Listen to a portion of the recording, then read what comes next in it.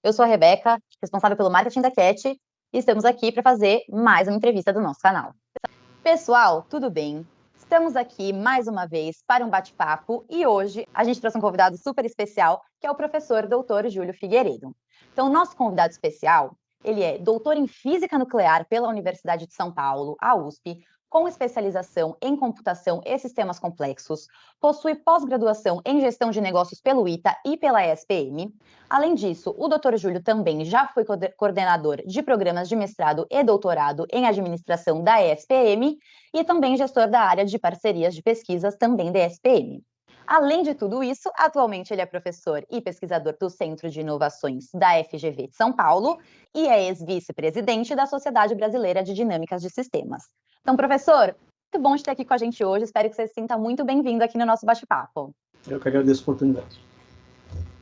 A gente está aqui também com o sócio cofundador da Cat, o professor Dr. André Carvalho. Professor, muito obrigada por mais uma participação aqui na nossa conversa.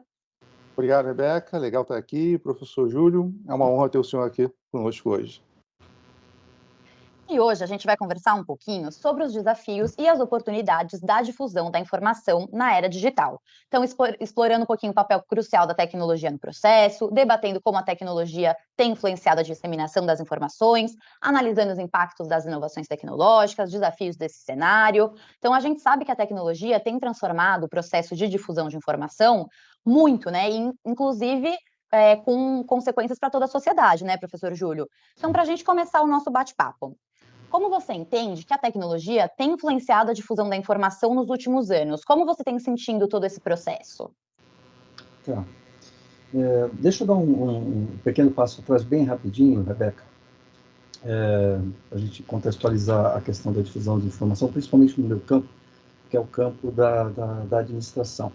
Estava conversando um pouco antes dessa nossa conversa com o André, falando do meu contexto de pesquisa na administração, que é a difusão de inovações, que vai ser um tema de uma outra conversa nossa, mas a difusão de inovações ou a adoção de inovações pelas organizações, por nós, usuários, ela é precedida de uma etapa anterior, que é a obtenção de informações a respeito daquilo que eu vou consumir, comprar ou adquirir.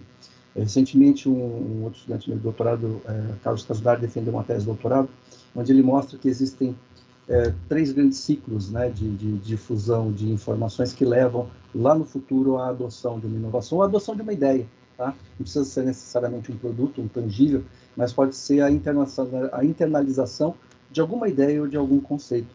E ele mostrou que esses ciclos eles passam primeiro pela adoção, né, de uma informação, pela captura desta informação. A partir da captura desta informação, que pode se dar por redes sociais ou por uma conversa boca a boca, uma conversa entre indivíduos, passa depois por uma etapa de pesquisa, né, de levantamento detalhado dessas informações, e finalmente a adoção propriamente dita, quando aquilo passa a ser parte do meu discurso.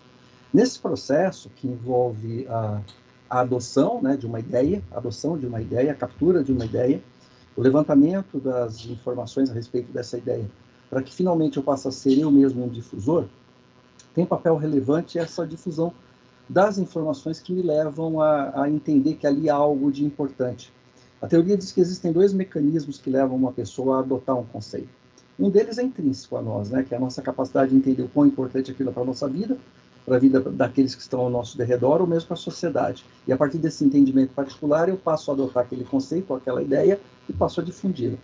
O outro, que talvez seja mais importante nesse contexto que você me perguntou da tecnologia, é o que a gente chama de contágio ou contaminação social.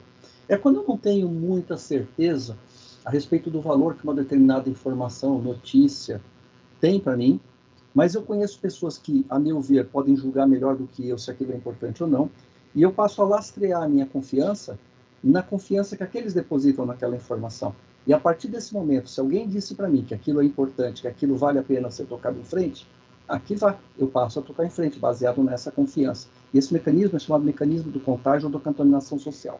Voltando agora à sua pergunta, o que a tecnologia mudou?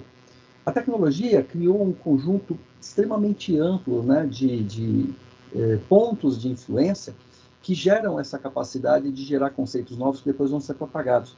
Note que antigamente, quando a gente não tinha rede social, a fofoca, né, o diz que me disse, nascia de uma conversa de bar, ou de uma conversa de colegas numa esquina, ou numa cantina de colégio, Hoje em dia ela nasce do clicar de um celular ou do scrap, né, de uma rede social. Então a tecnologia, na verdade, o que ela favoreceu foi a criação de diversos pontos de influência e que competem entre si justamente para a difusão dessas informações, sejam boas ou ruins. O boca a boca é o clássico no marketing, né? Você sabe que uma das formas mais interessantes que as marcas gostam, ao invés da marca falar de si, é os clientes, os usuários falarem da marca. É o que vai gerar maior contágio, é o que vai gerar uma difusão da informação. E o senhor falou da questão do contágio social e tem um conceito de moeda social, né? É aquilo que eu conheço e que é interessante para alguém passar, né?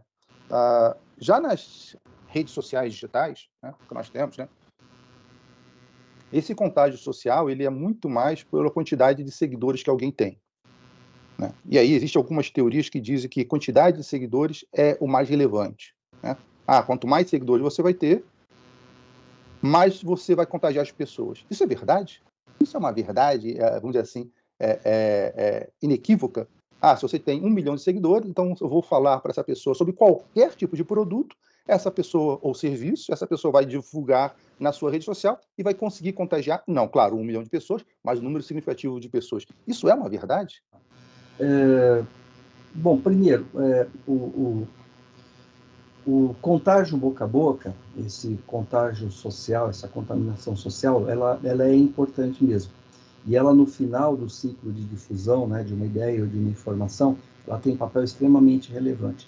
Mas eu não posso menosprezar o segundo mecanismo, que é um mecanismo que a gente chama da adoção intrínseca. Você falou das marcas. Uma marca, quando ela vai começar a difundir um novo produto, um novo serviço, e se eventualmente não existem influenciadores para potencializar essa difusão boca a boca, ela precisa de uma comunicação inicial, tá? No sentido de criar um V0, um baseline, tá? E aí, a partir desse baseline, é que o contágio social começa a funcionar. É como se eu precisasse colocar um pouquinho de fermento na massa, e depois de um certo tempo que ela começa a crescer, ela vai sozinha. E aí sim, aí a partir do momento que essa contaminação social realmente começa a crescer exponencialmente, é que a gente tem esses números que você falou, influências ou influenciadores de 1 milhão. O segundo aspecto nessa consideração que você fez é, se o cara tem 1 milhão de seguidores ou 2 milhões de seguidores, alguma relevância ele tem no contexto onde ele trabalha. E isso, de alguma maneira, afere a ele uma certa reputação, pelo menos dentro do grupo social, né, no qual ele transmite ou trabalha as suas informações. E isso é desenvolvido ao longo do tempo, tá? Ninguém tem 1 milhão de seguidores à toa, é porque conseguiu construir alguma relevância lá dentro daquele grupo. E aí, essa questão do pertencimento social, essa questão humana de querer fazer parte de um grupo relevante, faz com que muitas vezes aquilo que é reproduzido por esse nó social, né, de 1 milhão ou 2 milhões de seguidores, passa a ter reverberação naqueles que o seguem. Simplesmente no sentido de dizer que eu faço parte desse contexto que foi criado aqui, que é a sensação de pertencimento, que é um mecanismo social conhecido. Agora, dizer que aquilo que está sendo difundido pelo elemento central desse nó de 1 milhão de seguidores é necessariamente verdade ou factível, já é outros 500. O que eu digo é que o fato dele comunicar isso perante aquele público social que o segue tem repercussão e tem algum peso, né? Na medida de que há um mecanismo realmente de agregação social formado em torno daquela pessoa, sem entrar no mérito, né, do quão realmente é factível aquilo que está sendo divulgado ou não, mas que tem peso sim.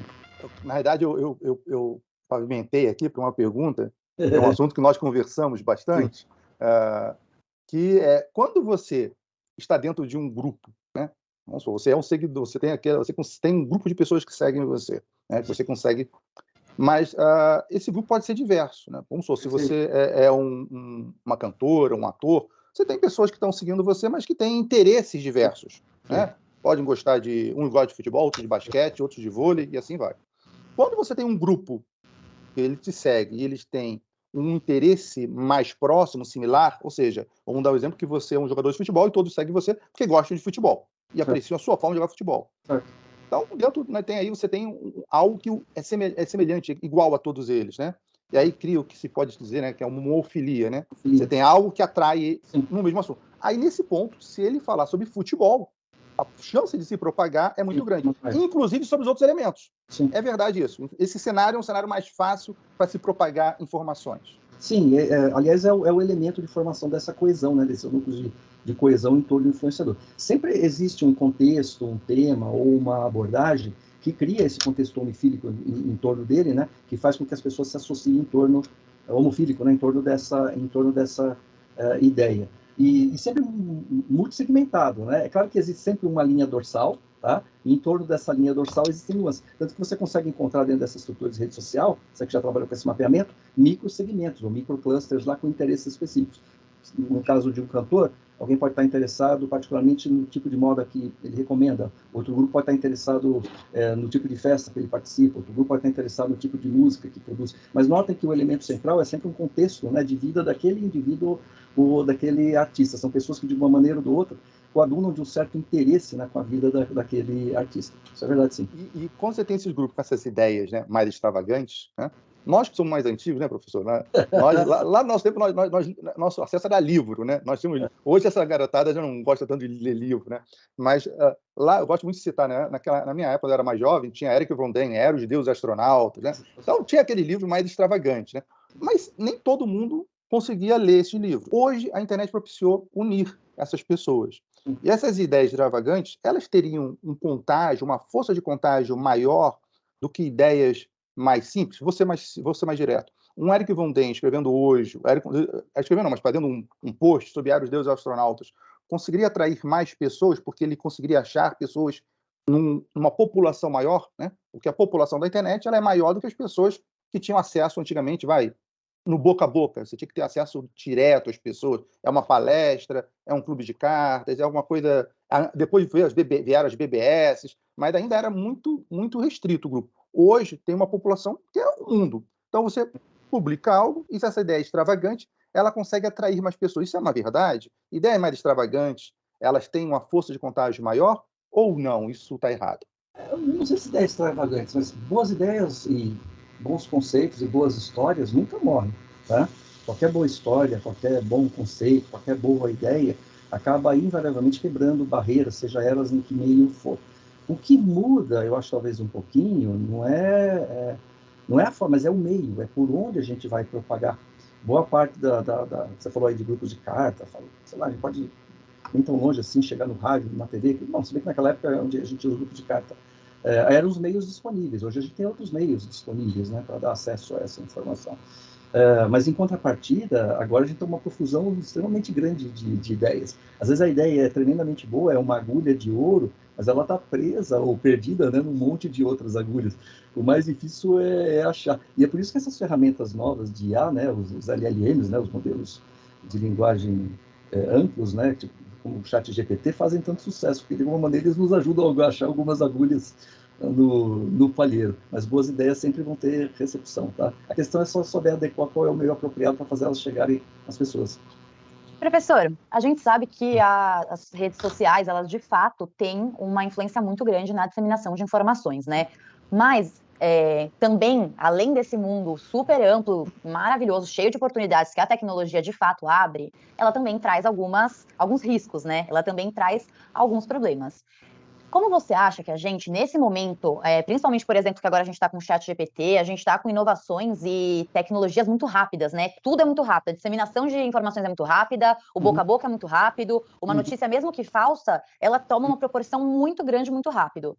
Nesse cenário, como que você acredita que as tecnologias podem ser usadas não para aumentar a disseminação, mas para conseguir proteger a nossa sociedade dessa desinformação, então dessa disseminação sem ética? Como que a gente pode achar um equilíbrio nesse meio termo, dessa disseminação de informações que, de fato, proporciona com que muito mais pessoas cheguem a determinadas, como você comentou agora, né? A gente pode colocar no Google e descobrir o assunto que a gente quer, mas isso também faz com que a gente chegue a informações que são fake news. Como a gente pode usar a tecnologia para se proteger disso?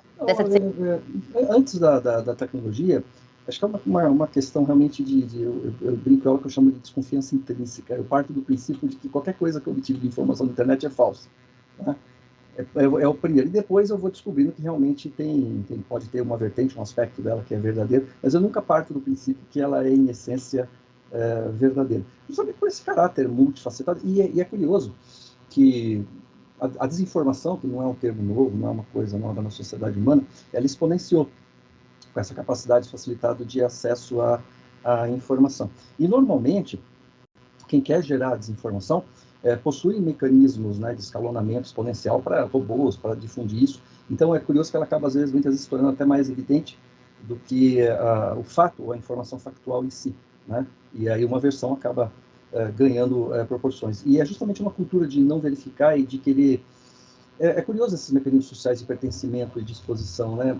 Às vezes é mais fácil pegar uma mensagem que eu acabei de receber, né, que é bombástica, e colocar no grupo da família, no grupo dos amigos, isso aquilo vai gerar repercussão, e as pessoas vão falar, nossa, como é que você descobriu isso? Porque isso me recompensa perante o grupo social, do que propriamente parar 10 minutos para verificar se aquilo é verdade ou não. Então, esse é um vício social que a gente ainda tem, que eu não sei como resolver. Do ponto de vista tecnológico, hoje estão sendo desenvolvidos mecanismos, usando, né, esses Large Language Models, né, esses modelos de linguagem ampla em clusters, para fazer verificação automática, né, desse tipo de informação quando ela é consultada, mas isso ainda é muito incipiente. E eu cá, particularmente, ainda tenho minhas dúvidas de quanto isso vai evoluir ao ponto da gente conseguir realmente saber em tempo real se aquilo é verdade ou não.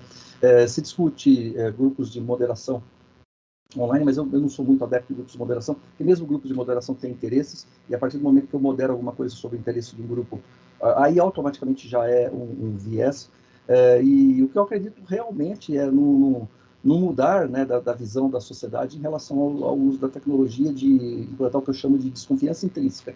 É sempre desconfiar. Eu falo para as minhas filhas, né, porque eu brinco que jovem saiu no Twitter, é verdade, né?